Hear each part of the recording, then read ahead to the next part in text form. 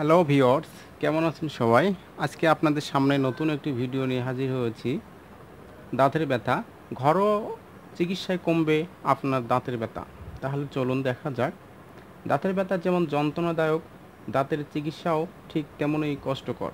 দাঁত তোলা, দাঁতে অস্ত্রোপচারের মতো কষ্টদায়ক চিকিৎসার মতো দিয়ে যাওয়ার থেকে বাড়িতেই কিছু ঘরোয়া চিকিৎসা মেনে দাঁত ব্যথা কমান। ধরে রাখুন দাঁতের স্বাস্থ্য। ১.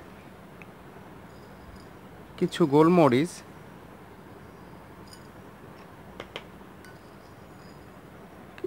হাফ চামচ গোলমরিচ ব্লেন্ডারে ১ কোয়া পরিমাণ লবণ ভালো করে মিশ্রিত করুন।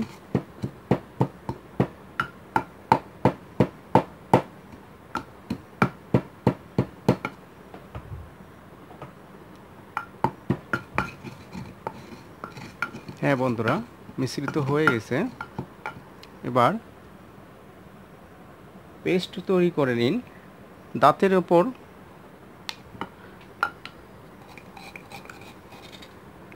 ওপর এই পেস্ট লাগিয়ে রাখুন কয়েক মিনিট। তারপর দাঁত ধুয়ে ফেলুন। দাঁতে ব্যথা কমে গেলেও এটা কয়েকদিন করে দাঁতের ওপর পেস্ট করে লাগিয়ে রাখুন।